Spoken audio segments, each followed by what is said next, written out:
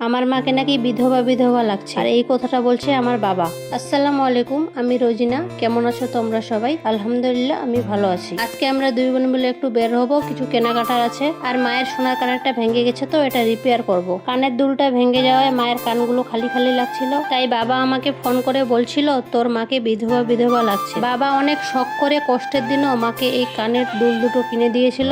আর এখন কান ফাঁকা দেখে মায়ের মুখটাই অন্যরকম লাগছে। যেই বাড়ি থেকে বের হবো ভাবছিলাম, অমনি বৃষ্টি চলে আসলো আর আকাশটাও অন্ধকার হয়ে এসেছে। বৃষ্টিটা ছাড়লে আমি, রায়ান আর বুনু বেরিয়ে পড়লাম। আরমিন জবে থেকে এসছে, রায়ানকে হাত ছাড়া করে না, যেখানেই যায় সঙ্গে সঙ্গে নিয়ে যায়। কোথায় আছে না, মাসি হচ্ছে মায়ের আরেক নাম। রাস্তার দিকে এসে দেখি আমাদের গ্রামের কিছু বাচ্চা এখানে মাছ ধরছে, আর সাথে আছে আমার ভাইও। দেখো কই মাছ তুলেছে একটা, আর ওর হাসি দেখে আমি মুগ্ধ হয়ে গেলাম। আমরা যখন ছোট ছিলাম সারাদিন না খেয়ে এভাবে মাছ ধরে বেড়াতাম, সেই দিনগুলির কথা মনে পড়ে গেল। গ্রামের দিকে বর্ষাকাল মানেই মাছ ধরা। আর এখানে মামা ভাগ্নেকে টাটা দেওয়া শেখাচ্ছে। মামা ভাগ্নে দুজনকে সুন্দর লাগছে বলাতে আমার ভাইয়ের এক্সপ্রেশন দেখো। এবার আমরা ওখান থেকে বেরিয়ে একটু এগিয়ে যাব স্ট্যান্ডের দিকে। আমার বাবা আছে, বাবার সাথে যাব। জানো তো, পৃথিবীর মধুর সম্পর্কগুলোর মধ্যে একটা হলো ভাই বোনের সম্পর্ক।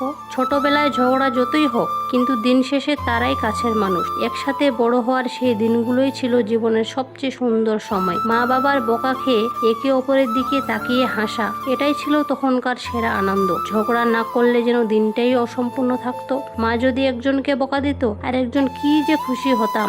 এখানে দেখো আমার বাবুটার ঘুম পেয়ে গেছে। টোটোতে উঠে আমরা চলে আসলাম কুশমুন্ডিতে। তো সবার প্রথমে গেলাম সোনার দোকানে। মায়ের দুটো নুপুর ছিল, সেগুলো ভাঙিয়ে রায়ানকে বালা কিনে দিবে। আর আমি এখানে দেখছিলাম কোন বালাটা ওর হাতে বেশি ভালো মানাচ্ছে। তোমরাই বলো তো কোন বালাটা ওর হাতে বেশি ভালো মানাচ্ছে। আমার সোনাটা ঘুম থেকে উঠে গেছে, কিন্তু আমার মায়ের সোনার কানের দুলটা ঠিক হলো না। কুশমুন্ডিতে আসবো আর ফুচকা খাবো না, তা কি হয়? তাই দুই বোন এক এক করে ফুচকা খেয়ে নিলাম। এসব করতেই আমাদের সন্ধ্যা লেগে গেল। কাপড়ের বাজার তো এখনো হয়নি। এখন আসলাম কাপড়ের দোকানে। আরমিন নিবে বেডশিট আর মায়ের জন্য দুটো নাইটি নিব। এদিকে আমরা কাপড় দেখছি, কিন্তু রায়ান কিছুতেই কোলে বসে থাকতে চাইছে না, তাই ওকে ওখানে বসিয়ে দিয়েছি। দেখো কেমন খেলছে খালি। আমার পাপাটার শরীরটা ভালো নেই, কয়েকদিন থেকে সর্দি আর কাশি। তবুও নিয়ে আসলাম, কারণ মা বাড়িতে একাই আছে। আর গ্রামের বাড়িতে বিকেল সন্ধ্যার দিকে অনেক কাজ থাকে। রায়ানকে নিয়ে মা একাই কাজ করতে পারবে না। বাজার করতে করতে অনেক দেরি হয়ে গেল, আর বাইরে খুব বৃষ্টি পড়ছিল। বৃষ্টি থামলে আমরা বাবার সাথে বাড়ি চলে আসলাম।